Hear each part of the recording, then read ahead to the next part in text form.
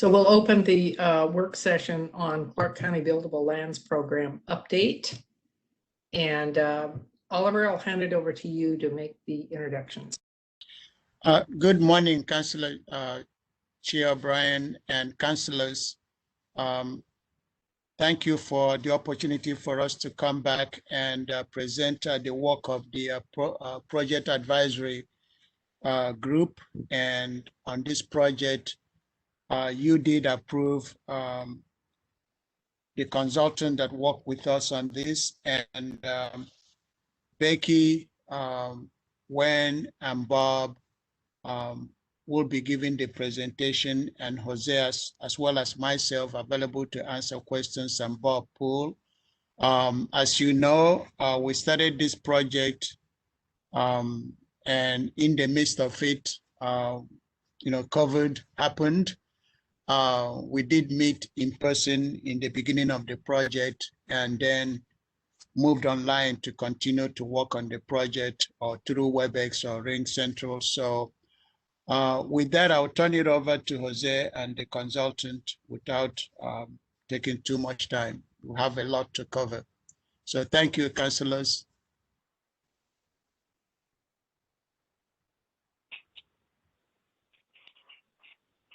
Jose, thank you, Oliver. Yeah, you can introduce Becky and Wen and okay. And Bob. Thank you. Okay, I will do that. Rebecca, could you go to the next slide, please?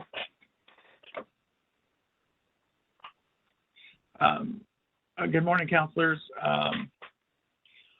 What I wanted to introduce from Eco Northwest, Becky Hewitt and Barb Parker, and from AHBL, Wayne Carlson, our stormwater specialist.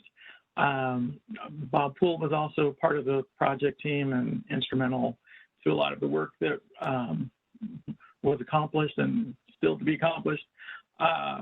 We also wanted to thank the committee members for persevering through these difficult times and going through this process remotely. It's sort of challenging in normal times. So just wanted to thank all of the committee members for their time and dedication, and their input was really helpful. So I just wanted to go sort of over the agenda.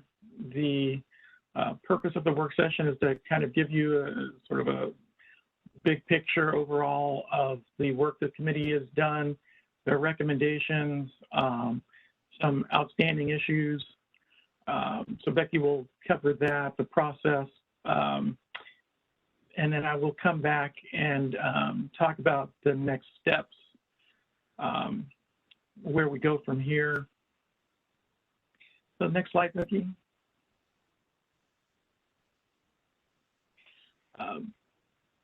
In terms of the framing the big picture, the Buildable Lands Report is really a check-in to monitor how we're progressing from our last comprehensive plan when we adopted the plan in 2016, really trying to track the growth that has occurred and whether we're meeting our density targets in the urban growth areas and whether we have sufficient capacity to meet the remainder of the population growth in the 20-year period.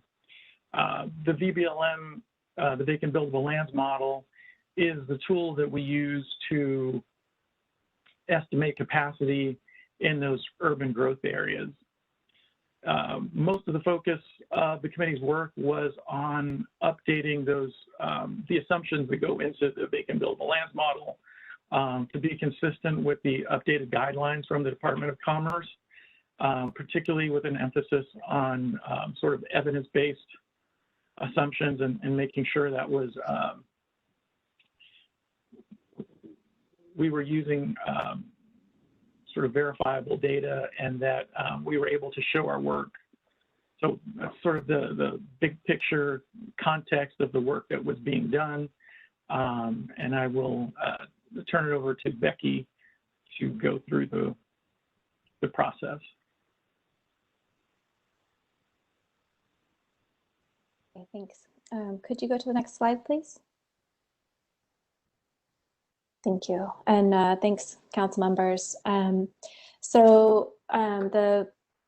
Buildable Lands Project Advisory Committee was appointed by council in 2019. There were 14 members that represent a range of expertise and perspective. Two of the members, unfortunately, were unable to continue through the full process due to changes in their personal or professional circumstances, but we did have a great group that made it through to the end. The group met a total of 8 times over the course of a little more than a year. And they initially provided input on the areas that needed to be addressed, and then ultimately reviewed a total of 9 topics where they considered whether and what type of changes to the methodology would be appropriate.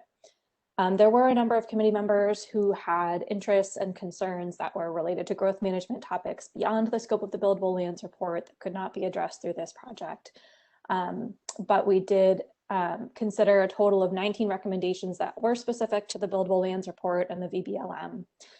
15 of those were supported by a 2/3 majority of the committee. That 2/3 threshold was one that we had set collectively up front as part of the decision protocols for the committee. So they knew up front kind of what was going to be required in order to consider something a recommendation. There were 4 additional refinements that were considered by the group, but there was a split. We didn't reach 2/3 support. And so on those, we're bringing you a range of perspectives and a summary of the evidence so that you can ultimately make an informed decision on those as well. Excuse me, could you tell me what 9 topics were not addressed and why? I'm sorry, there are 9 topics that were addressed. So the 19 recommendations relate to those 9 total topics. Okay, I think I heard you say that there were some topics that were not addressed because either it wasn't, it wasn't part of the VBLM. Can you enlighten me into what you did not cover, please? Yes, so there were a number of interests raised related to broader growth management topics that get at comprehensive plan policies and land use regulations that will be applied in urban and rural areas. Again, this process was intended to inform the methodology for how we estimate capacity, but not to set land use regulations, not to make comprehensive plan policy. And so to the extent that there were interests and concerns related to those broader topics, we let folks know that this was not going to be a process that could address those concerns. Although it is true that policy is made based upon this report, much policy is made because of this report. So I would urge the council to keep that in mind as we listen to what's presented. Okay. Can you go to the next slide, please? So I'm going to summarize the recommendations from the committee, starting with the ones where, starting with the recommendations where there was a 2/3 majority. I'm going to cover them fairly briefly. You received a PAC report that has a great deal more detail on all of this. But if you have questions on these, we'd be happy to discuss them further following the presentation. Can you go to the next slide, please? So the first set of updates relates to how residential land is classified into categories like vacant, underutilized, and built. So the committee recommended 4 refinements to the existing methods.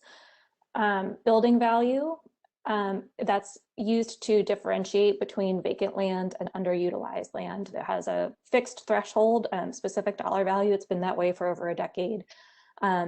And meanwhile, property values have changed. So the committee recommended indexing that building value threshold based on trends in property values in the county. Next one is to recognize lots. Oh, I'm sorry, same slide, next bullet, is to recognize lots in urban areas that are oversized relative to zoning. And the PAC recommended creating a new classification that would pick up lots between a ½ acre and an acre that have no more than 1 existing home on them. Only 5% of those lots would be assumed to redevelop with additional housing, in the urban low density designation and 10% of the lots in the urban high density designation. And those percentages are based on past trends. And then to capture land that is platted but not yet developed, the PAC recommended a new classification for lots that are part of a plat that was approved in the last 20 years. On these lots, the model would assume 1 unit per lot with no further deductions. And then finally on this one, to recognize public and nonprofit land that is either used or held for affordable housing, that is part of the residential land base. Committee recommended that the model not exclude housing authority or other nonprofit housing developer ownership and treat those properties as either vacant or developed. And then can you go to the next slide, please? So next batch of recommendations is related to how employment land is classified. And similar to residential, indexing the thresholds that are used to identify vacant and underutilized land. There's a fixed one for building value and another one for building value per acre, both just a fixed dollar amount, and recommended indexing those so they fluctuate with property values over time. And next was to identify properties that have an active business but may not have high value structures on them, to flag anything that does have an active business on it and ensure it's at least considered as underutilized, that land is not considered as vacant even if they don't have a lot of high value structures. And then the third one here is to get at places like central Vancouver, where there are a lot of existing lots that are right around 5,000 square feet. Currently, there's a minimum size for a commercial lot to be counted as part of the vacant land supply. That's 5,000 square feet, and the committee recommended reducing that just to 4,000 so that those lots that are right on the edge would be picked up. And then finally here, similar to residential land that's housing authority or port owned would be counted in the commercial land supply as either vacant or developed. So housing authority, kind of same reason as on residential, and the port owned properties would be so it's consistent with how that land is treated in the industrial model. Can you go to the next slide, please?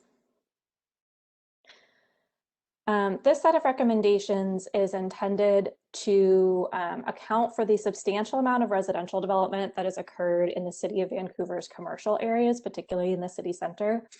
None of that is accounted for in the model right now because the area is assumed to be commercial rather than mixed use.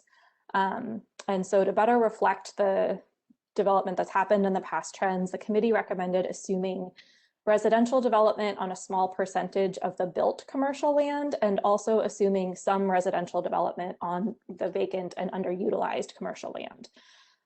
All these recommendations on this slide apply only within the city of Vancouver on its commercial zoned land. And since the city center has seen more residential development than other areas, this supports the use of higher redevelopment rates and higher residential percentages within the city center than in other places. These recommendations did have the support of at least 2/3 of the committee, but I should note that there was a subset of the committee that suggested higher percentages for all of these based on looking at the pipeline in addition to past trends. Next slide, please. Next one is the market factor. So the market factor is intended to recognize land that will remain undeveloped for the full 20-year period. There's a lot of discretion in the rules and guidelines about how to estimate this, and it's pretty challenging to dial it in very precisely. But there's an emphasis on showing your work. And so the project team and the committee reviewed the best available information, giving some pretty challenging data limitations. On balance, found that the evidence that we have supports the use of the existing market factors of 10% for vacant land and 30% for underutilized. We did not find compelling evidence for higher factors, but I should note that the committee's recommendation was to use at least these existing market factors going forward.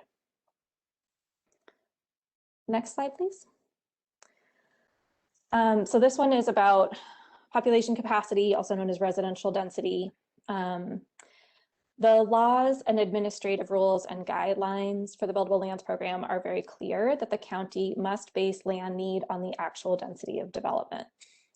So currently, the county calculates the achieved density in aggregate in total for each urban growth area when putting the Buildable Lands Report together, and then compares this against the policy target in the comprehensive plan for each jurisdiction.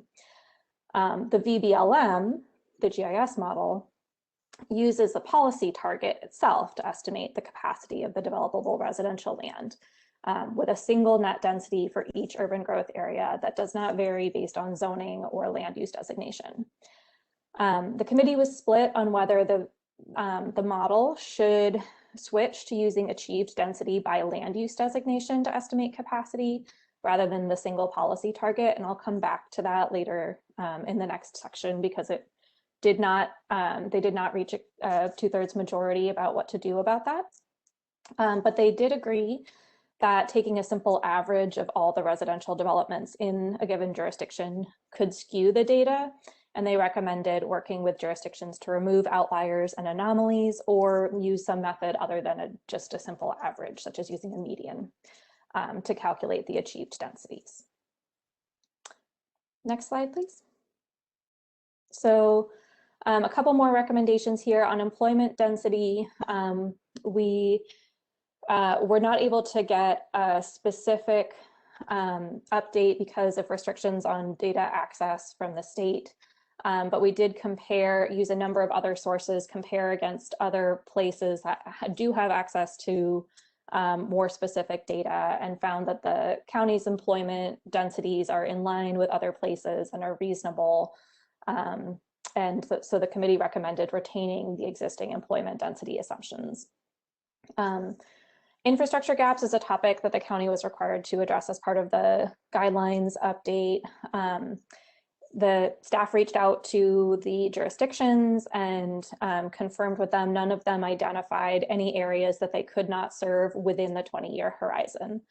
It is important to note that this infrastructure gap piece is intended to look at the full planning horizon, not just to get at places that don't have infrastructure today.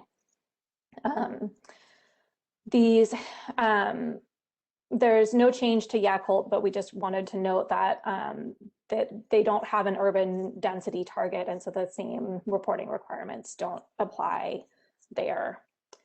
And then finally, for rural capacity, we did hear a lot of interest in this topic. The methodology has been clarified and shared with the PAC. There were some PAC members that raised concerns about, again, broader GMA land use policies, but the PAC did not identify any proposed changes to the methodology itself. So that's all of the recommendations. Oh, I'm sorry. Excuse me. On the rural capacity, what kind of assumptions did you use when you dealt with rural lands or increase in population, et cetera? Did you use that? I mean, can you explain that a little bit, or is that later in the presentation?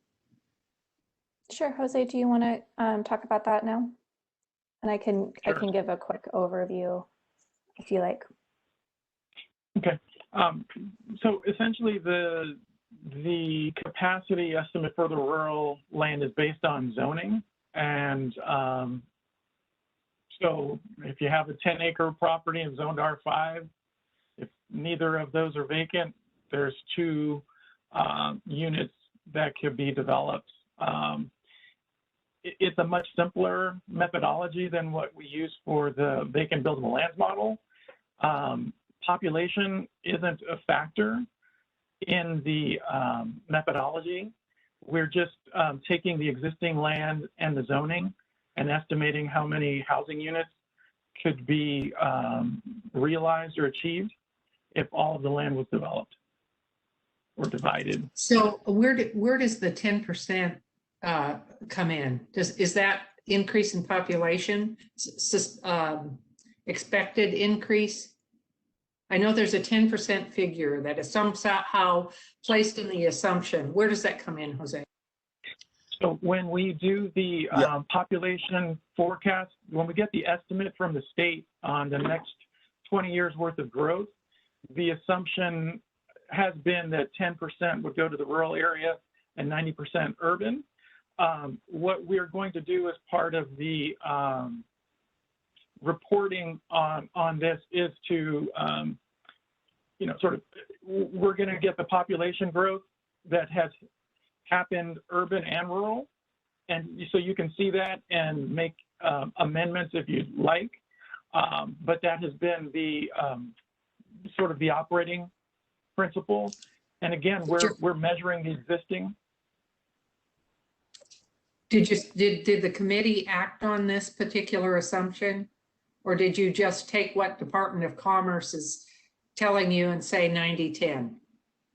No. The 90-10 split is a council decision. That's your decision. The previous council made that. That's completely up to you. Okay, good. That's great. Good to know.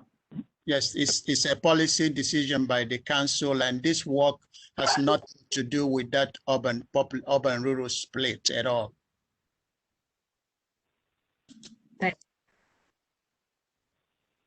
Thank you. Madam Chair, Councilor Brown. is this the time to ask general questions about the slides?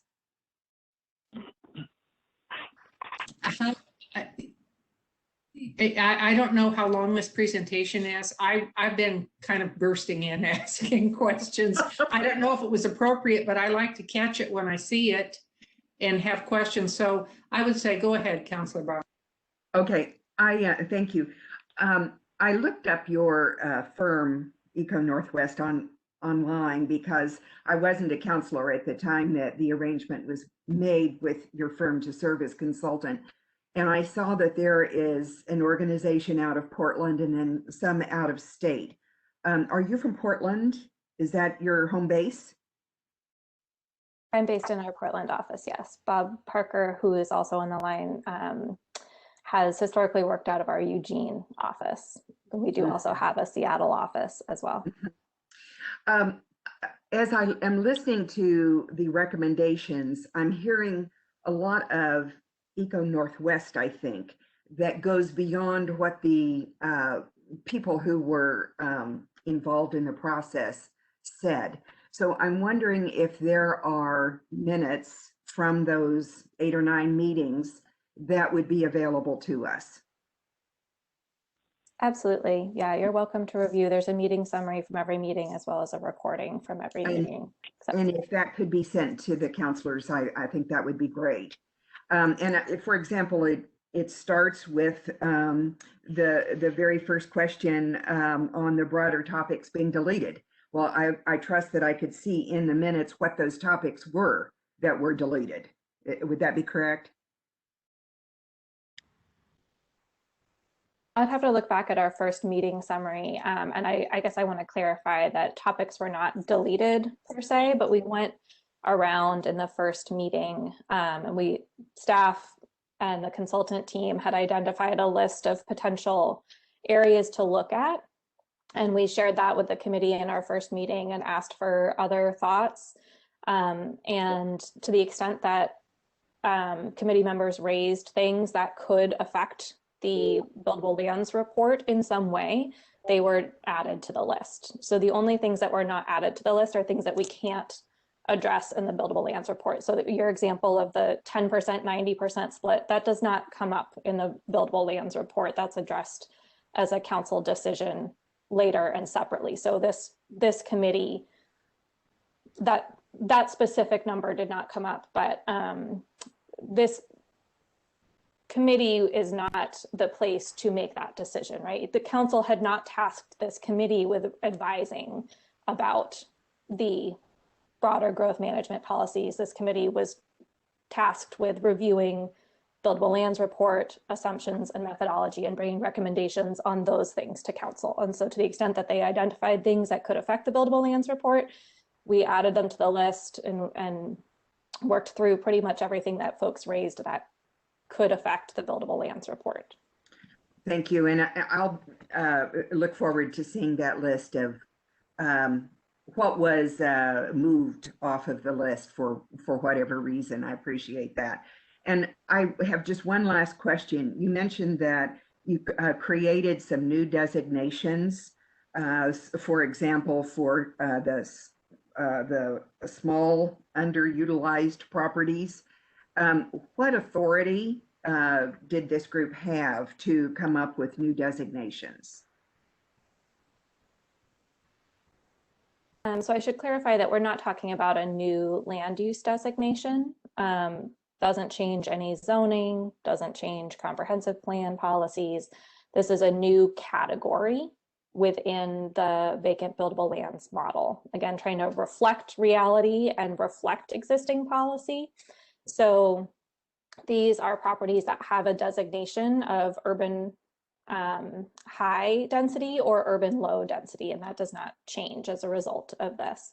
It's just picking up the fact that there are some larger properties that under their existing zoning and comprehensive plan designations have the potential to add additional units, and that as we look back historically, some small percentage of those do add units, and trying to account for that as we look ahead. Well, for the person who is not as well informed on this as you are, I think it would be helpful to have a listing of what are your new designations so that the report is read properly, because we don't want to assume that there are designations of actuality. They're just designations that were made here by the consultant for readability or whatever reason it was done. That would be helpful. Just Sure. a listing of those ones that are created for this report. Yes, so and that's things like vacant, underutilized. We're adding vacant platted as a category of land. And adding this smaller underutilized, which I don't remember exactly what name we landed on for it, but you will see a clear label for that. So again, this isn't saying whether it's high density, low density, or anything like that. It's just reflecting its development status. You know, I think along with that list, probably a definition of what that terminology means would help us read the report correctly. Absolutely, that will be included in the buildable lands report. Right, and if I may ask Councillor Bowman, as we prepare the report, and there are what I may call output, which is information coming out of our GIS, Bob Pool, we'll be able to print to a map that you can visually see what is being picked up. As Becky was describing, this group did not propose changing any zoning, designating anything new. It was more of what is the current methodology, the way we calculate things, not picking up or should have been picked up based on available data. That's what this is all. It's not new classification. It's not new designation. What are we not picking up? For example, there are platted lots out there that don't have any home on it yet. Should that be picked up because it's available? I think the reasonable person will say yes. So those are some of the minor tweaks that are made. And you, the council, will be making a recommendation that these changes be included or not included. That's what this work session is about. And at some point, you will give us direction on how to move forward. So the other, as I look at the, I mean, this is the Buildable Lands Committee, and you just mentioned platted, you know, for instance, platted lands.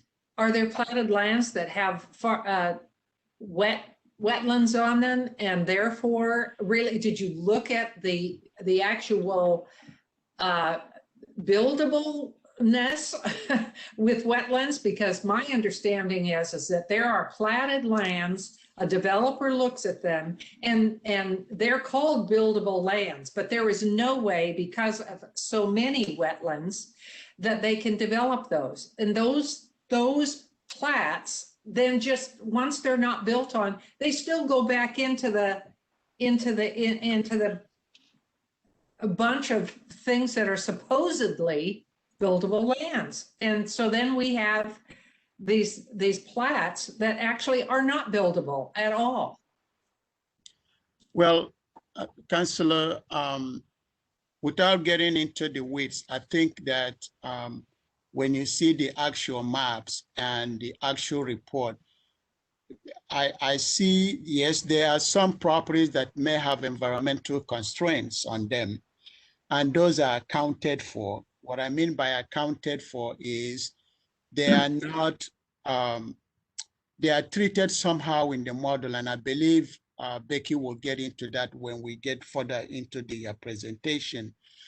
A platted lot, if it's already platted, I will assume that the areas that are wet, that has wetland have already been accounted for and set aside, and the buffers are all set aside before you determine which lot is buildable. The point is that there are some subdivisions that are out there that haven't been sold, they're vacant.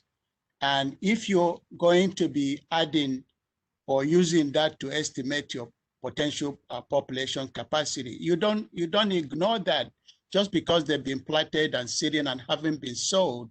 When they are sold and built on, a new family will move in there. It might be part of the population that we're anticipating. So without getting into the weed, I think that eventually when the report and the analysis, depending on the recommendation or the final direction from council, you will see all this before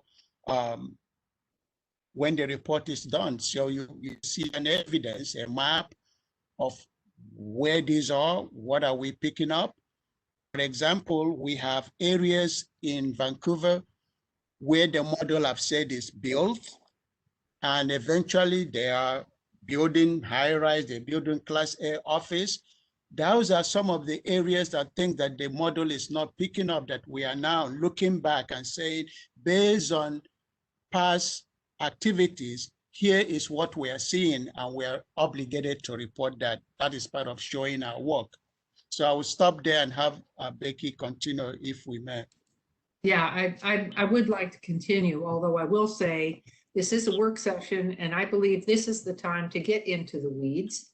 And so I appreciate that, you know, we want to go forward with the report, and I apologize for, you know, interrupting, but I had some conversations yesterday prior to this that gave me some concern. So go ahead with your report. I do believe we should get into the weeds here. Sorry. And let me briefly comment. So I was going to ask Becky and Oliver, are we done with the slides? Because I'd like to hear the entire briefing. I have a lot of comments and questions I'd like to ask ultimately. So I'm assuming there's more that you have to present. But Oliver, as to what you just said, I treat this and see this as what I would call an azimuth check. Excuse me.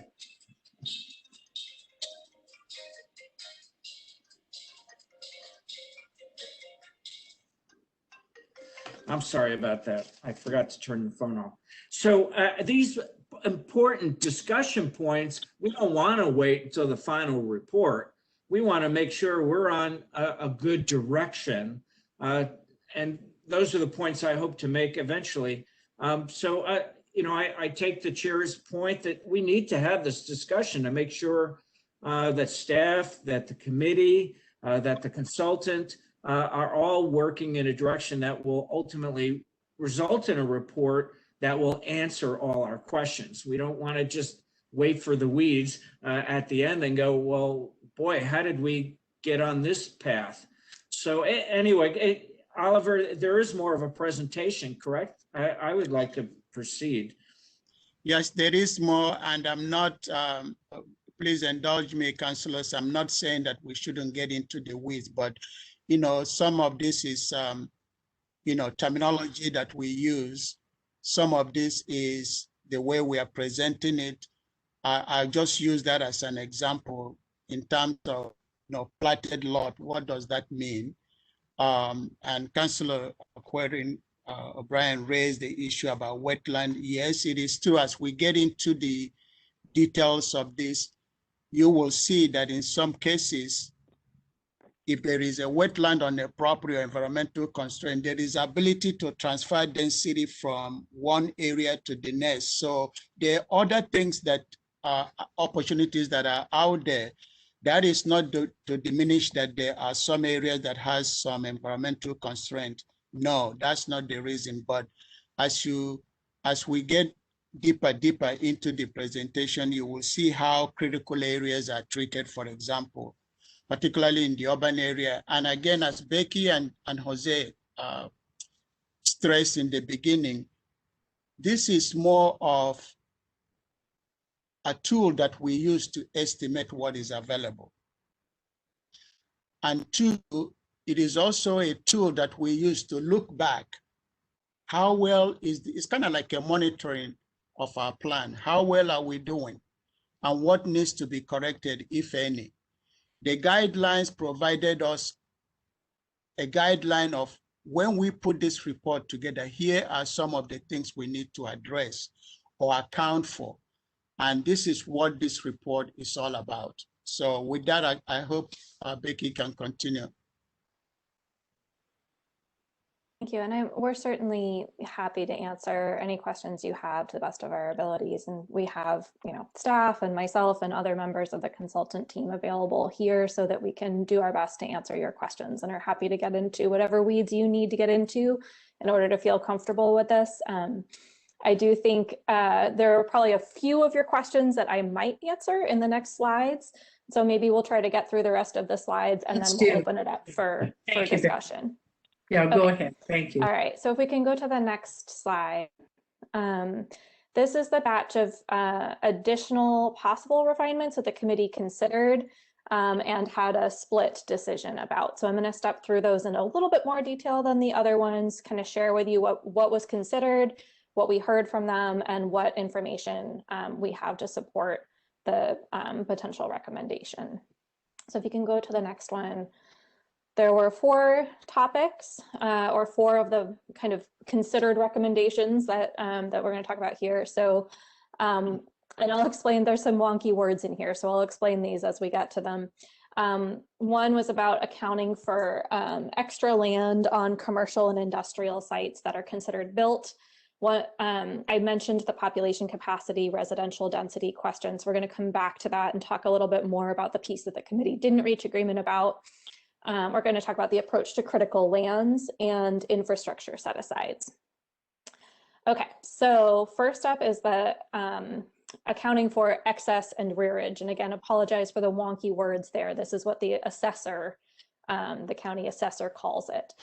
So this is basically extra land on a developed property, and the assessor has identified it, quantified it, and said, basically, when I think about how to value your property, it looks to me like you could potentially sell or build on this extra land. And so I'm valuing it as having some additional capacity.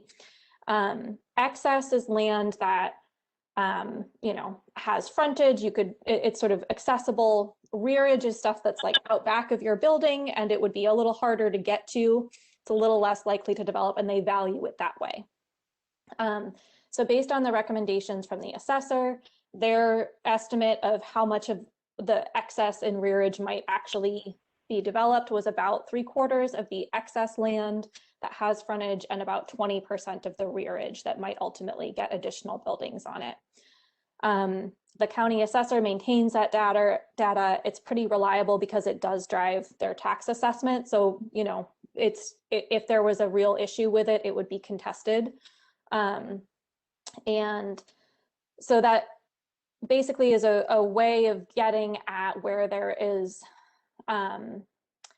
additional capacity possible on lands that are being classified as built because of the value of the existing building. And so the PAC, there was more than half of the PAC members supported it, but not 2/3.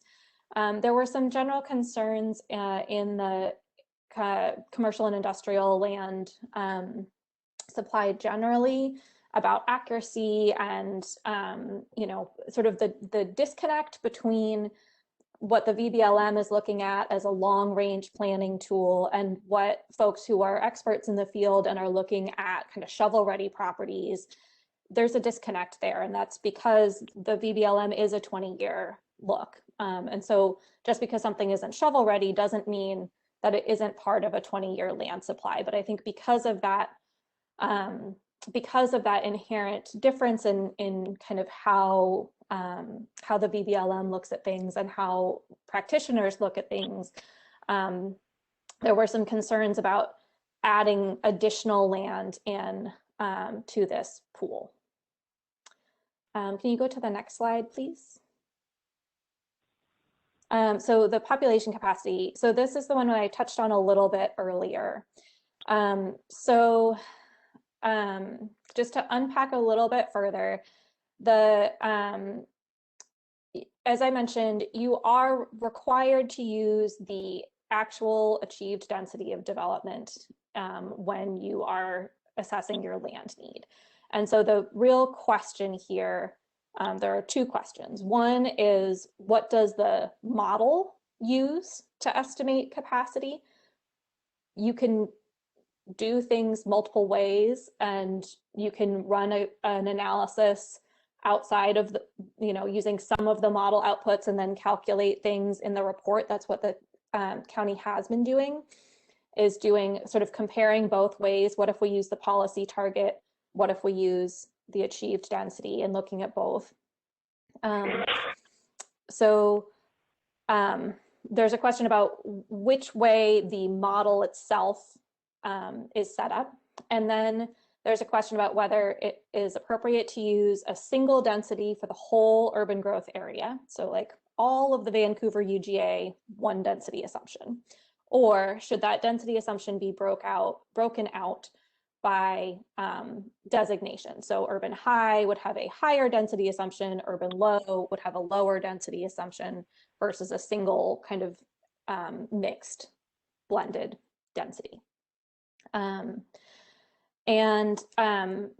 The committee and staff considered using zoning, doing a density for each zone, but that was pretty complicated and raised some issues about when cities introduce new zones and things like that, that you wouldn't have a history to base it on.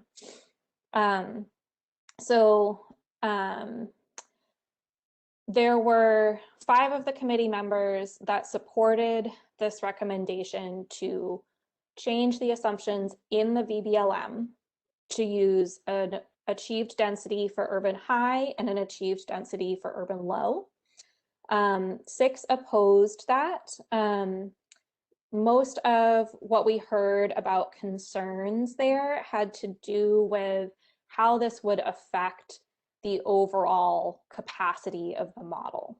And again, I should say, you do have to look at achieved density when you set your land needs. So it's really a question of whether you are doing that in the aggregate and doing it just in the report, which is the pattern that has been happening, or whether you're doing that in a more nuanced way and in the model. And that might allow you to have a better assessment of what capacity is left given the designations that you have on the vacant land, right? If the land that developed historically was lower density or higher density designations than what's left vacant, that might shift your densities going forward. So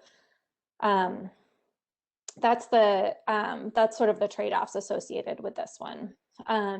And as I mentioned, the place where they did agree was don't just take sort of a straight average of all of the development. Do make sure that the developments you're using and the way that you're calculating that achieved density number are reflective of the trends in that jurisdiction and in that designation. I'm guessing there are going to be questions on this. I have a couple more slides, so I'm going to keep going, and maybe write your questions down if you have them, so we make sure we can come back to them. So next piece is about infrastructure and critical lands, and I'm talking about these together because they're interrelated, even though they are separate. So on the infrastructure deduction, we had a number of concerns that were raised about it up front, related to stormwater and other factors.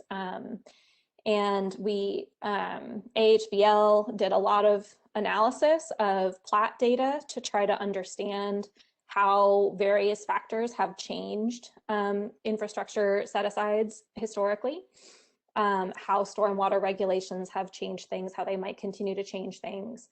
One thing that came up kind of late in the process was that there was also a difference in methodology. So the way that previous calculations had been done was to take all of the land that went into plats and calculate how much of it came out as infrastructure. And the development industry, in some of their testimony that they had submitted, had been looking at that infrastructure as a percentage not of all of the land, but just the developable land. So taking out critical lands and things that were protected and then calculating the infrastructure. And so that was, because that wasn't really spelled out clearly, that that recognition came up kind of late in the process. And we said, okay, that does make sense. Let's make that, let's consider that change to the approach to calculate infrastructure just on the developable portion of the land. And also let's make sure we're accounting for the fact that stormwater regulations have actually increased the amount of land that's needed for stormwater. And so the recommendation that was put in front of the committee was to make a change to use infrastructure as a percent of developable land, and then to use a higher percentage. The committee considered a number of different percentages and sort of a range. The number that we're putting in front of you, because it had at least some committee members, some support behind it. So the largest number of committee members that supported it is 31.5%. We think that's well supported by the evidence.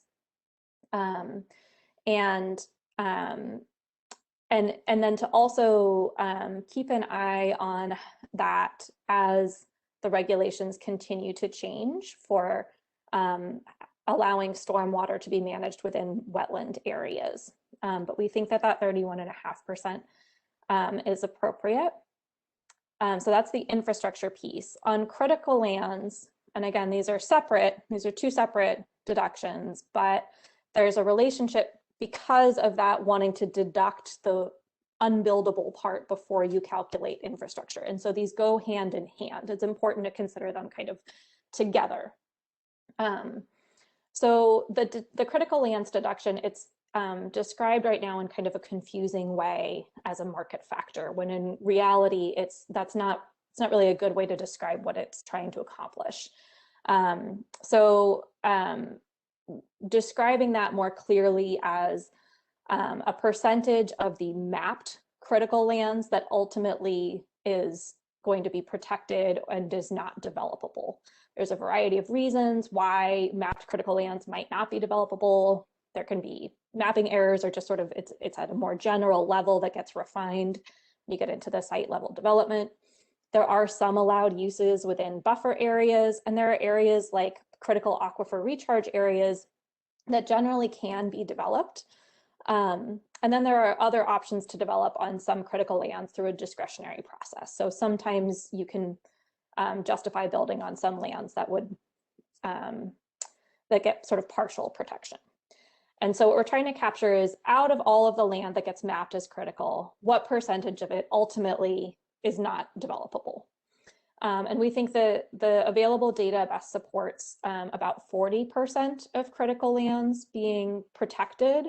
And that's after you account for the fact that you're not going to be able to sort of merge your stormwater and your wetlands going forward. So treating those wetlands that have been kind of double counted as stormwater, treating those as critical going forward puts us at about 40%.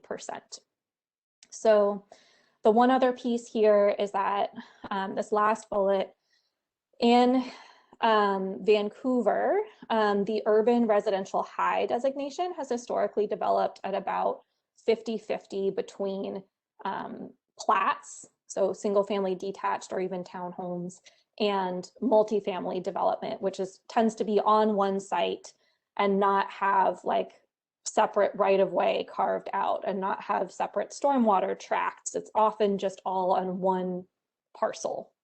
And so to reflect that, the fact that multifamily typically would not have infrastructure taken out before getting to the developable, parcel area, that we would apply the deductions to half of the land in Vancouver's urban high designation. And can you go forward? I've talked about, so the rationale, I've talked about most of this already, but I'll touch on just a couple of things here. AHBL did find, as I mentioned, that the new stormwater regulations have increased stormwater set-asides. They also found that the upcoming regulatory updates that I mentioned about putting stormwater and wetlands together, that will cause some additional increase in stormwater set-asides.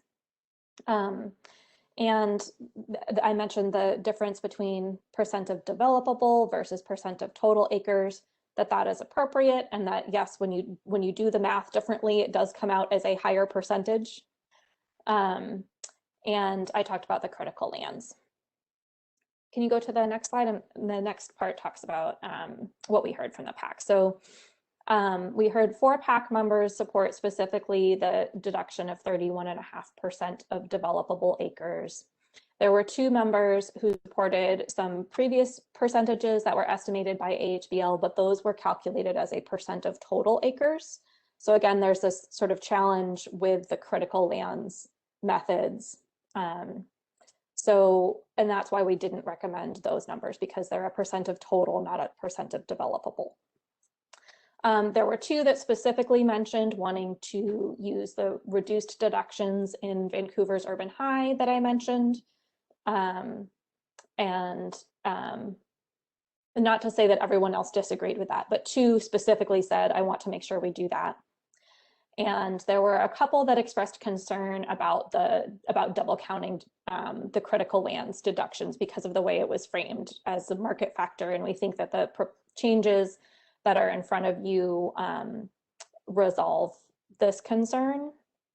And we did just hear a number of people say, not that they didn't necessarily have a specific number that they were advocating for, but they did want to make sure that the county did base their decision on data and on the available evidence. And that's all of the substance, I guess, we have to present. The next slide was just going to talk about next steps, but Jose, maybe we'll hold that until after discussion. Okay, actually, I'm going to ask a couple of questions. One, when you do the deducting for unbuildable lands, do you deduct the land that do you deduct schools, parks, churches, etc. in that calculation? So what we have is the existing inventory excludes existing schools, parks, and churches. What one of the recommendations was to include that in the vacant buildable lands model, essentially for new. What we recommended was to do that on the demand side, again, when we get the population projections, because those are sort of, there's a ratio to the population. And so that we expand the amount of land that we need at that time, in addition to the housing units that we need. Because we already account for the existing land that's park, schools. And so the model will automatically do that. So if new land is needed to be acquired during the 20-year period, we think it makes more sense to do that on the demand side when we get the population projection and include that. Okay, and then the critical lands deduction. Do you know what the developers that were sitting on this committee advised? Do you recall? I don't believe we heard any specific numbers advocated by them. I think what we heard and what the goal of consistency with an approach was to deduct those before calculating the infrastructure number. So we didn't get any specific evidence or information or commentary about what specific number the critical lands deduction should be from the committee members.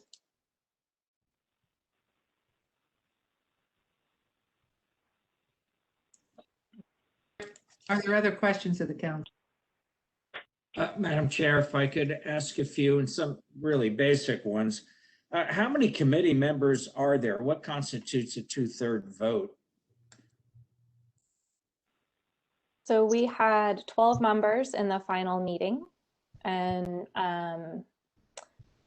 I think that put us at 8. I'll have to double check my math. We had it in the spreadsheet of where we were keeping track of the votes to say whether we got to 2/3, but there were 12 finally in the meeting. Okay, good. And so that, the last slide that you just showed that showed 4, 2, and 2, as far as votes, I guess the general point that I'd like to make, I have a whole page of questions, but I'm not going to ask them. I feel this is an ongoing process, and this is an azimuth check, if you will.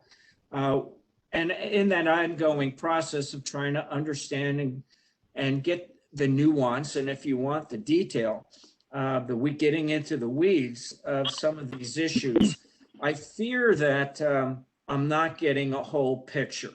So, if there is a minority opinion, I want to know what it is, and I want to know who it is that's making it. And not to be pejorative, but for Clark County, I don't want a Seattle view or a Portland view of these issues. So, I'm kind of thinking of a voter's guide where you have an argument for, an argument against, and who's making it on each of these somewhat very important fundamental issues. The density is population capacity, and density is informs every other decision that's going to ultimately be made. And so just the fact that some people were in the majority and some were in the minority, that doesn't inform me to the degree that I would like to be informed. And then the other overarching concern I have right now, because of our time in history, we have this 90-10 mix, and what's the density going to be within Vancouver? All of that may shift. And I think because of the pandemic, I would like to know from this committee what they think that even though it's our decision ultimately, I would like to be informed by what they think. Is there going to be a change? Are more people going to want to move out into the rural countryside to be away from disease and pandemic and be able to socially distance? Are some of the older assumptions that were made or during the last process may no longer be valid? So I think those are relevant issues for the committee to inform us on, especially those that are expert and trying to get up to speed on any changes that may have occurred in society as a result of the pandemic we're in right now. So those are my general overarching comments. I'd just like to know more detail about what the minority opinions are, the arguments for, the arguments against, and who's making them. I don't know if that level of detail is achievable, but boy, I'd sure like to have that information. Madam Chair, Councilor, can we go back kind of to the first set of recommendations? I think it was like in the first 3 or 4 slides, somewhere in there. Please.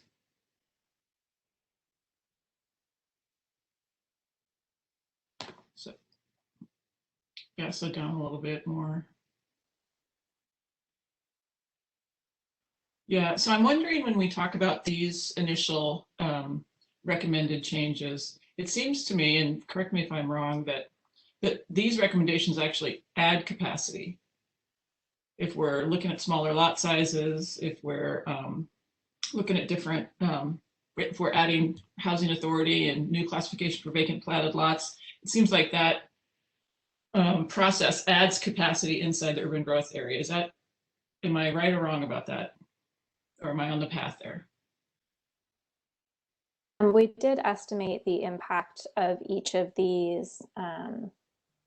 Sorry, I'm trying to pull up the numbers, but the indexing building value, we don't think that made a substantial difference, probably some increase, but not a lot.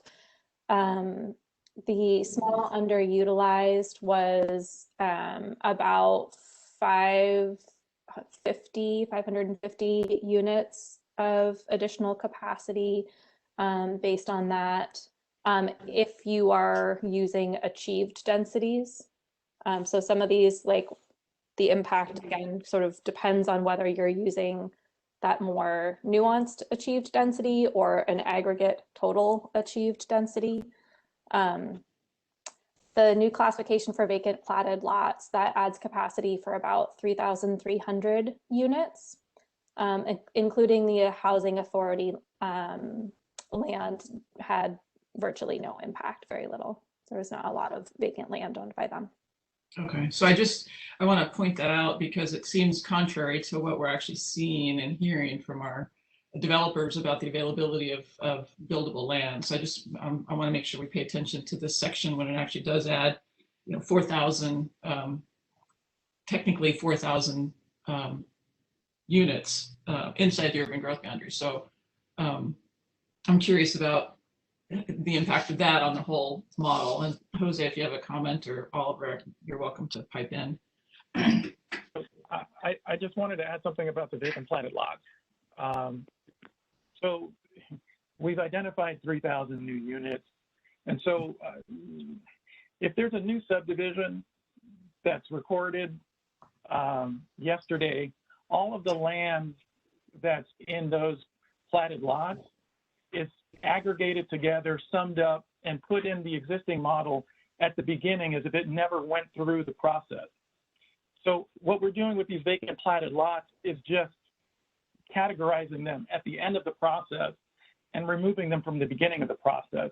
So it's not truly new capacity. It's more of a wash for the vacant platted lots, even though it's showing up as sort of a high number of new units. But just wanted to make that distinction. Okay, well, I want to make sure that we're clear about the impact of these potential recommendations. And then on the infrastructure deduction, can we go to slide 18? I think that's where this, if I remember correctly, the old infrastructure deduction was like 27.5%. Is that right? 27.7. And Councillor Jose answered my question that on the platted lot, they're not really new. When you look at it broadly speaking, it is what we should have captured in the beginning of the model, or we can come back and capture that because it is land that have just been platted. So it's not, it is in there. So we have to find a way somehow to capture that. It may appear to be adding capacity, but in essence, it's going to be a wash. Okay, I appreciate the clarification on that. Thank you, because it looked like at the beginning there, it's like we were spending a lot of time adding capacity, which doesn't seem like we really have. So, right.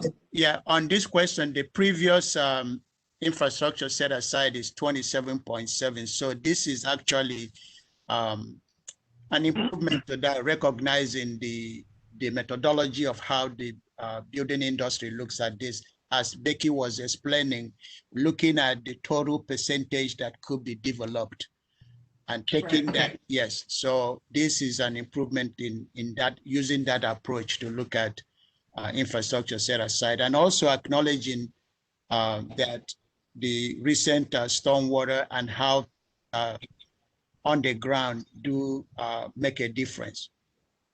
Okay, yeah, and that is I remember this conversation the last time we went through this process was this infrastructure deduction seem to be historically low. So it's good to see this improvement. And then with regard to the urban-rural split, it'll be interesting to get the population estimates and then really ground truth what's been taking place here in Clark County in terms of that split, whether it's 90-20 or whether it's 88-12 or whatever. So I'll be curious to see the actual data-driven information on that. And then I would also say I spent a little bit of time, Councilor Medviji, to your question, kind of going through some of the meeting minutes and notes, and there's quite a bit of information there.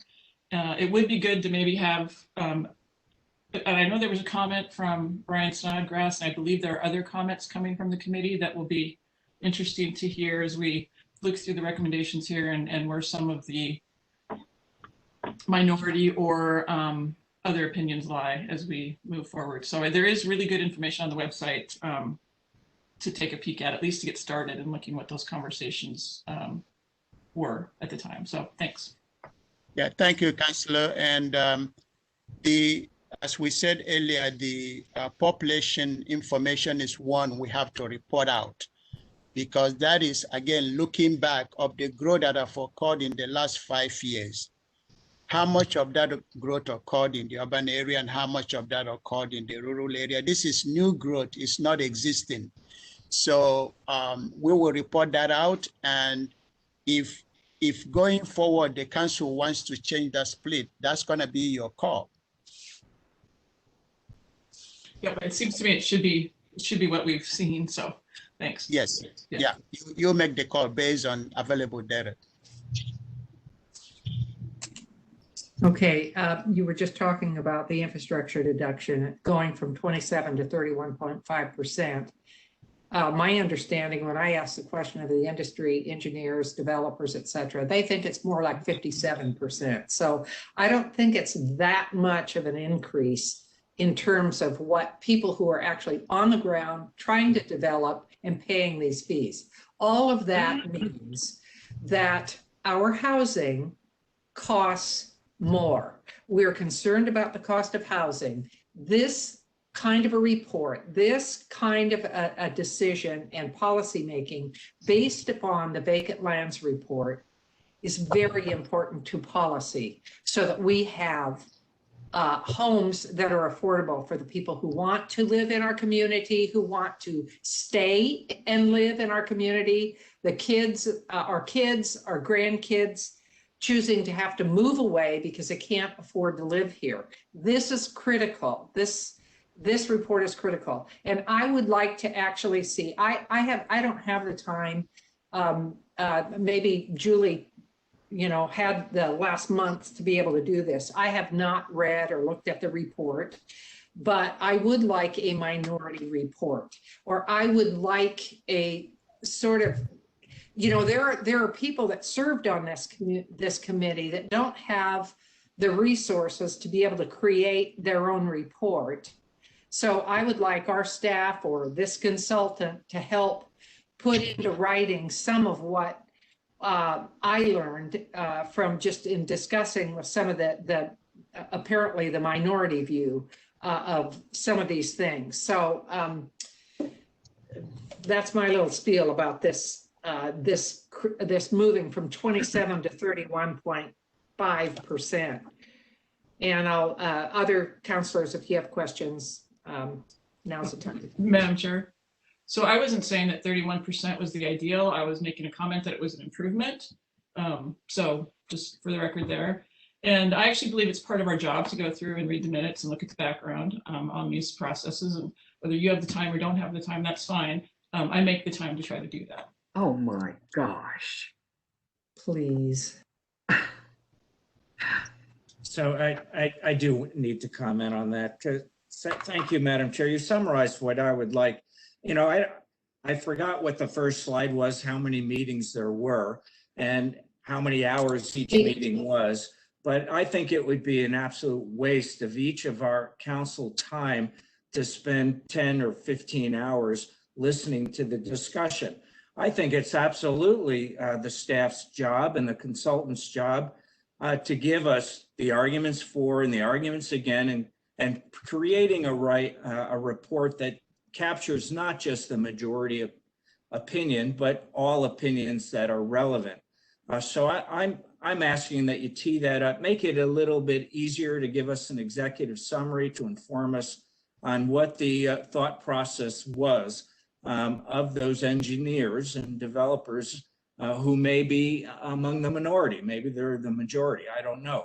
But I'd like to know who's made the argument and what the argument is and the arguments for and against to give us a more informed position without going just back to scratch and listening to 15 hours or 20 hours of discussion by your committee. Madam Chair, Councilor. I have a question for understanding. This term excess is very interesting terminology, and particularly when coupled with a statement that 75% will be used. I would like to understand from you what the interface of that is with private property. And if that question doesn't make sense, I'll go into it in greater detail. I think I might need some additional clarification of what you mean by how it interfaces with private property. Okay, we say that with excess, there is acreage that has development, but there's some empty land. And that the data that you used stated that 75% of that so-called empty land would be used. But how does that empty land comport to property that is owned by a private individual? So that, in other words, what are we saying is going to happen with that so-called excess land in order to be developed? Is it going to impact ownership of the property? So to answer your last question first, no, it does not impact ownership of the property. All of the land effectively that is in the inventory is privately owned property. And none of the assumptions in the model affect what anyone can do with their property or has to do with their property. The goal of adding something like the excess and rearage would be to reflect the fact that those property owners have the vacant land and that some percentage of them will choose to put additional things on that land. And so it's trying to estimate based on what the tax assessors have observed. It's trying to estimate how much of that property that they have identified as they go out and assess the properties, how much of that do they see ultimately getting additional buildings on it? It doesn't say anybody has to do anything with it. Doesn't say anybody, it doesn't change the ownership. It doesn't change what they can do with it. It's just observing that somebody has already identified that their land, that their property is larger than their building, and that they think there is a piece that has additional development potential. And they may or may not, the percentage is reflecting the fact that they may or may not choose to do anything with it because that's their own property owner, that property owner's choice. That is their own property, so they could build a barn. They don't have to build housing per se. They don't have to, they can build anything that's consistent with the zoning. And we're not assuming this for residential, we're assuming it just for commercial and industrial, to be clear. So the capacity, the 75% or 20% would be additional commercial or industrial buildings that would be possible on those lots generally. So when you say that it's excess and that it's empty land, it's something that could possibly be developed by that current property owner. Or they could sell the land if they got a zoning change and were able to sell part of it. Exactly. So it's not empty land per se that doesn't have a current owner out there that is available for commercial property or commercial people to buy and just develop. I would say it's empty only in the sense that it does not have a building on it today. Yeah. Thank you. Thank you. Councillor, often sometimes it's not the case, but you see this in commercial development where you may have an anchor and then you have parts up front that have not yet developed. Now, according to Becky and according to the assessors, they are looking at that potential pad as developable. So that's really what this is trying to capture, and staff is not, it's just presenting it when the assessor goes out to look at that property. As Becky indicated, it has nothing to do with, you know, property right or the ability to develop that. The property owners may choose a year, 2, 3, 4 years later, 5 years later to develop that property. As you know, commercial and industrial development takes time. So this is just capturing the fact that the excess may be in the front of the building. The rearage may be acreage or another space at the back of the building that has potential to develop, but access to that may be difficult or something. So this is just recognizing that, you know, in some cases you have properties that are available that are in front of an existing building that has potential to develop during the 20-year planning horizon, or may not. It's just a question of recognizing it the way the property is assessed. That's what this information is providing.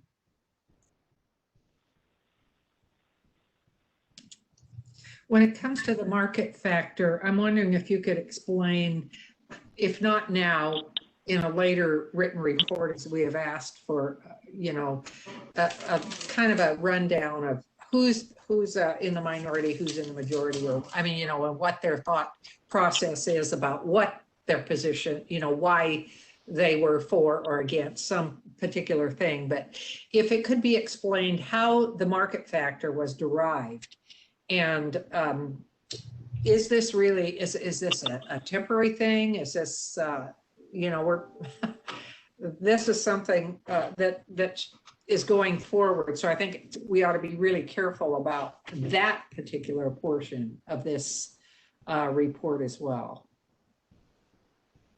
So either include that or maybe go very briefly into maybe how it was deduced.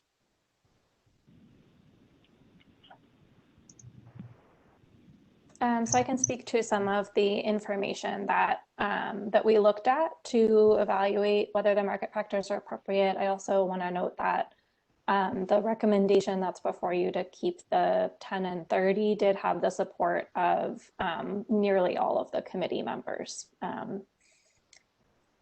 So the information that that the project team pulled together and that the committee reviewed included a look back at vacant and underutilized land in the 1996 urban growth area compared to today, and sort of what how the amount of vacant and underutilized land within that area compares to what it was in 1996.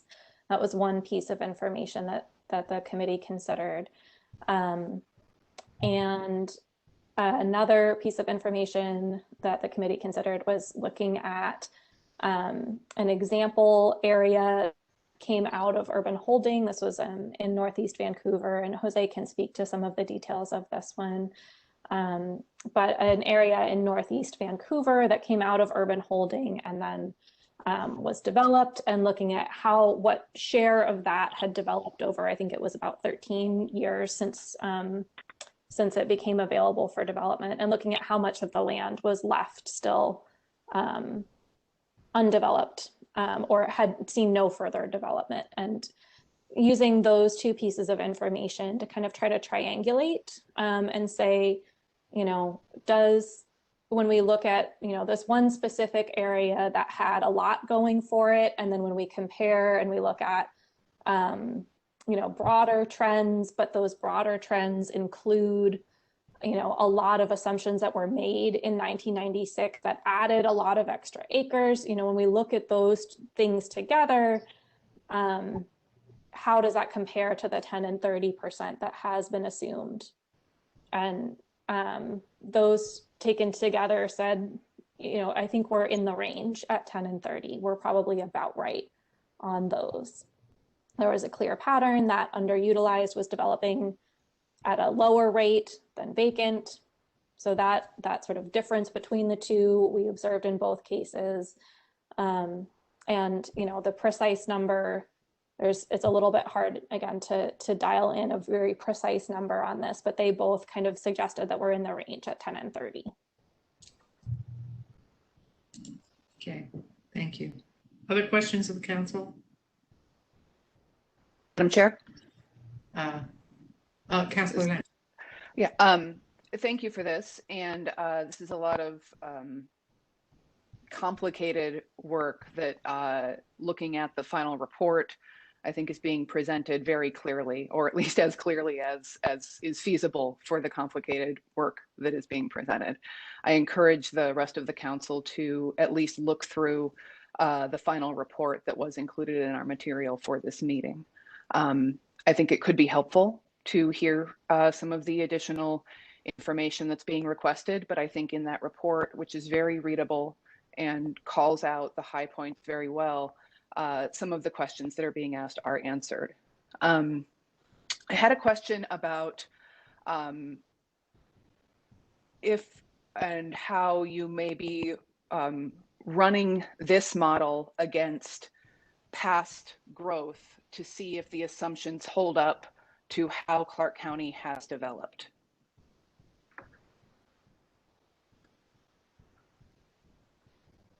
I might have to defer to Bob Poole for the specifics on this one. I will say that we heard a lot of interest in being able to do that. Actually being able to go back and have all of the data we would need from some past point to then run it with these assumptions. This is building in a lot of nuance that is data that the county doesn't necessarily have from 2007 or some other past point. And so that's one of the challenges in trying to do that kind of comparison. And again, I would have to let Bob Poole or Jose speak to any other technical difficulties with it. But it was something that we heard from several members on the committee and would like to have done, but it was just very technically difficult to be able to build the data we would need to be able to use all of these same assumptions from a previous year. I can chime in on that. This is Bob. We've done the forecast to actual review of the prior model and got some results, which really show that the model is under forecasting. I think Becky's, as with the new models, I really haven't gotten the forecast to actuals to work yet, but I'm working on that. I agree with what Becky's saying about the forecast to actuals is very challenging because you have comprehensive land use changes, comprehensive plan changes over time. You have annexations over time. You have land that actually goes from vacant to underutilized or underutilized to vacant. Kind of looking at it in aggregate, you can just say, how did the total number of acres change and how many houses do we get? And as Becky suggested, the details are a lot more nuanced than that. So we have done it and it looks like we do under forecast. And So we'll related do more in the future. Okay, thank you. Thank you. I didn't mean to cut you off. Related to the under forecasting, in the report, you've got a chart that shows the achieved densities. And that was really helpful to see. Something that I'd love to see as well, if we're going back and asking you to provide more information, I'd love to see the achieved densities compared to the target densities.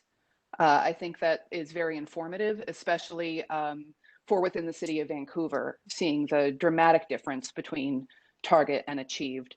As I recall, most of the other jurisdictions ran relatively close, target and achieved, but there was a dramatic difference in the area of our county where there is a lot more redevelopment and infill. And I think that's a very helpful thing to see. Councilor Lentz, it sounds like you've seen this chart, but there's a chart on page 31 of the report. And there is a line for the target density in that chart, as well as the achieved density in units per acre. And your summary is correct that Vancouver is the one that has the most dramatic difference between those two lines, and the others are much closer in aggregate. And a lot of the difference in Vancouver is because of the development in these higher density areas. I am looking at that now, and I appreciate that. And it does show some of what I was asking about. There was another chart I was thinking about. It is a long report, and I did go through it, but I admit that I did not commit it to memory. So Fair. I will. I won't take up your time while I look for the one that I was asking for, but I will send a note to Oliver. Thank you.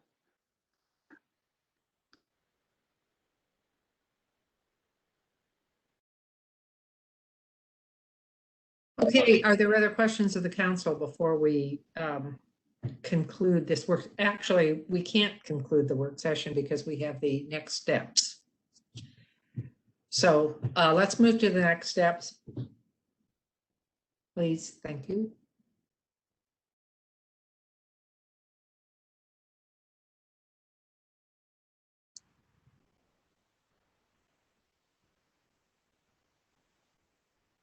Councillor Sir Jose will go over these next steps, and hopefully there may be questions generated out of that. So Jose.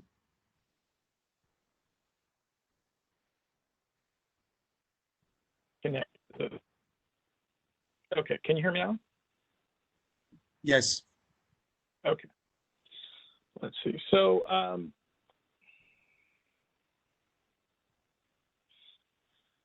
we did get the recommendations from the PAC in January at our last meeting. We're having this work session. The idea was to, since this is a lot of information and don't expect to get any direction from council at this work session, we wanted to have a council time with you in late March. I've heard you wanted some additional information that we can work on providing to you by then. And then maybe at that council time, give us direction about having a hearing sometime in mid-April to hear from, interested party and constituents, in addition to whatever information we provide you. And then having an adopting resolution to adopt these changes in the model. We're going to need some direction in order to finish the buildable lands report and the capacity estimate, primarily that has to do with the density. And then we would take once we finish the report itself, we would take that to the Planning Commission and then back to council in a hearing, and then submit that final report to Commerce in June. Have any questions about that?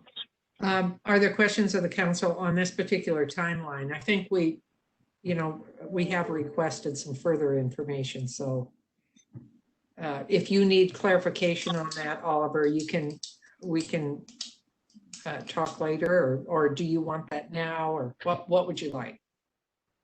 If there are, thank you, Councillor Chair O'Brien. If there are additional requests of staff, it will be fine if we can hear it now and then work on bringing those information or additional information to council sometime in March. Of course, we are now in March, so that that will help us prepare for the hearing, make sure that we answered all your questions.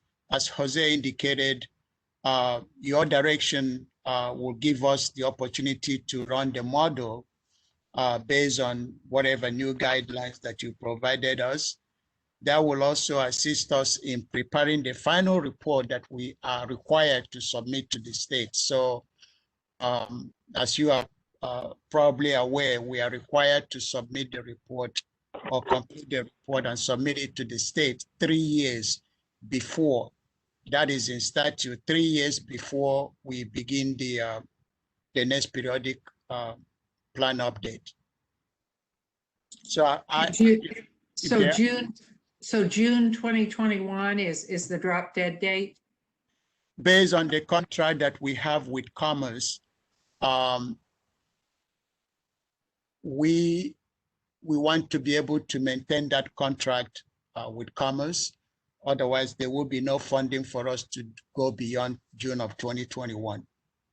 Okay, so that was really my question, and of course we want to maintain that. So June 2021 is the drop dead date. For our contract, yes. All right. Okay. Madam Chair, question. Councilor Bauer. Oliver, is there a format that is required by Commerce for our submission?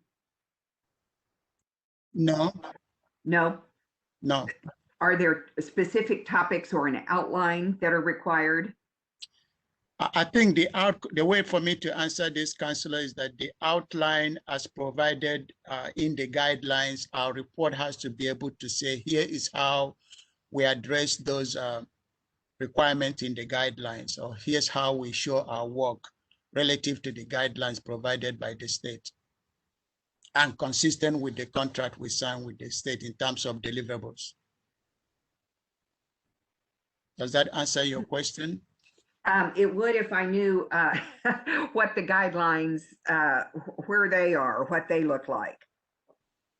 Which guidelines are we referring to?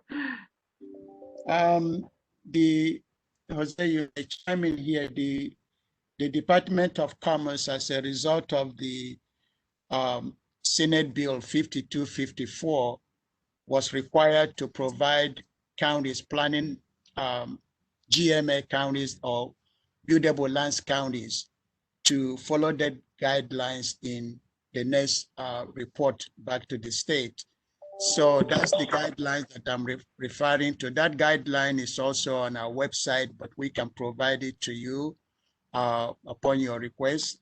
They did outline so many areas that we have to, all these buildable lands counties has to address in our next report. So that's the guideline that I'm referring to. If you want a copy, I can send that to council. Thank you. No need. If it's on your website, clearly we'll find it. Thanks. Okay. If there are no, are there any further questions? Well, I didn't know if we needed to restate our ask. I mean, I just wanted to summarize, because going back and rereading the report isn't going to answer my question, and I don't have the time to go listen to dozens of hours of sessions. So I'm looking for more detail on the minority report. If you understand, we're getting phone calls, we're getting emails from people that are participating on the committees and constituents that are paying attention and listening, who are disagreeing with how some of this direction is taking. So what I'm looking for is your analysis, capturing those issues, especially those that were not addressed because there was no 2/3 vote. You know, what were those issues? What were the arguments for? What were the arguments again? I'd like you to capture those issues and capture the minority report. Is there validity to what some of these minority opinions are? That's what I want to be informed about with your analysis. Just going back and listening to all the sessions and rereading the report isn't going to help me in that regard.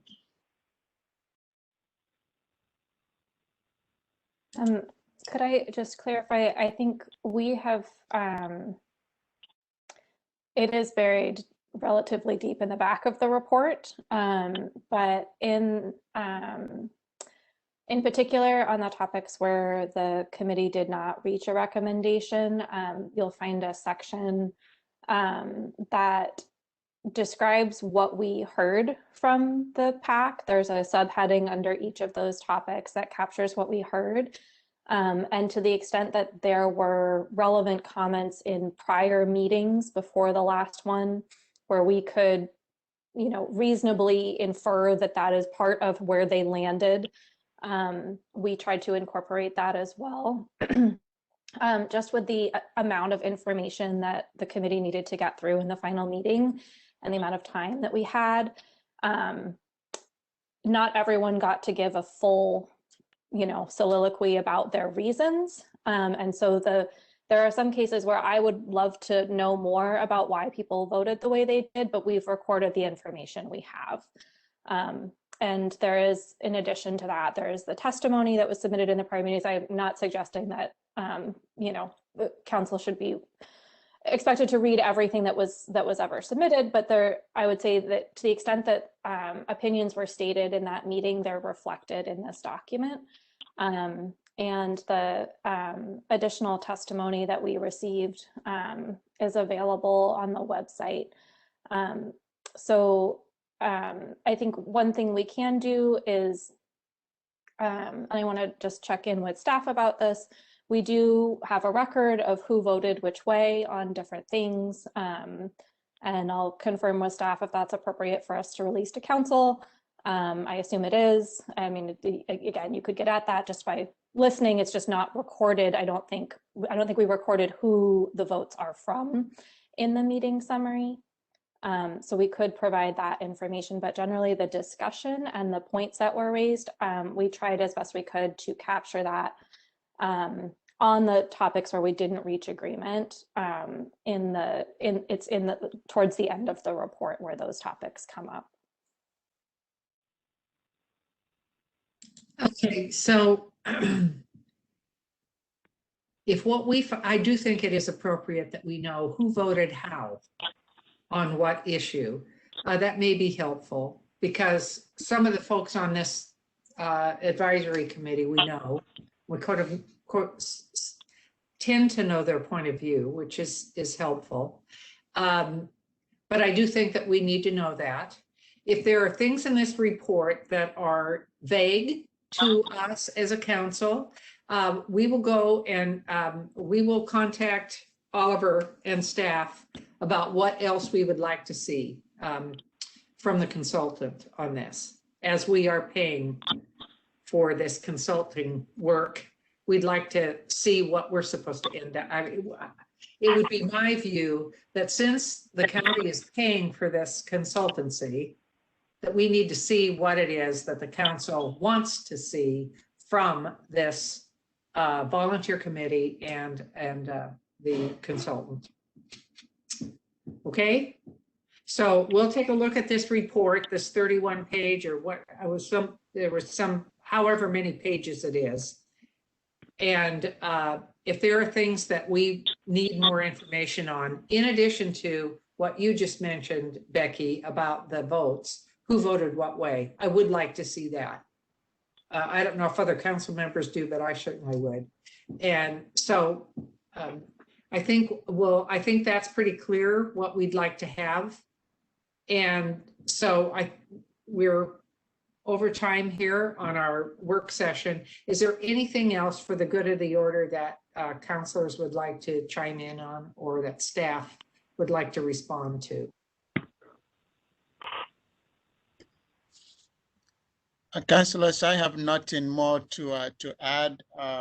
We will check with our consultant and Jose, who is the project manager, and Bob Poole, and see how we can respond to what we heard. I have heard what Becky described, which is exactly what happened, but on who voted how, we will look at the, I'm not, just like Becky indicated, I wasn't sure that we were keeping names of who voted and why they voted the way they voted, but I think we can look back and see what we can be able to glean from the last meeting.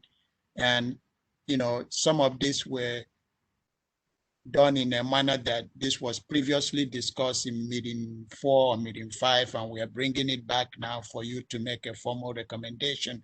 So there is back and forth, and we will do our best to respond to your ask. I understand that you're not gonna, the only way you're gonna know why somebody voted a particular way is from the discussion that took place during these meetings. So I don't expect them to make their statement at the time that they voted. They made those statements throughout the 8 meetings. And I think that it could be understood. I would just like that relayed to us. That's my ask. I kind of want an idea. It doesn't have to be verbatim. I want an idea of why. What is either the philosophical or the actual on the ground reason why? If that is attainable, I would really appreciate that. I can understand maybe why you don't want to put people's words into people's mouths, but I think you understand what I'm looking for. It's a basic sort of global reason why you could come to those conclusions about why somebody did or did not vote for something. So, okay? Okay. All right. Thank you. Okay. If there's nothing, okay, thank you, Becky. Appreciate your patience during this time, and Jose and Oliver as well. Thanks for your participation, and the counselors. We're going to adjourn this work session. We're going to leave this we're going to stay on this WebEx, but we're going to take a 5-minute break and then come to council time in 5 minutes, which is going to be, well, it's, let's say at 10:50. All right. So it's a little over 5 minutes. Thank you. Thank you, Councillor. Thank you. Thank you. Bye. Bye.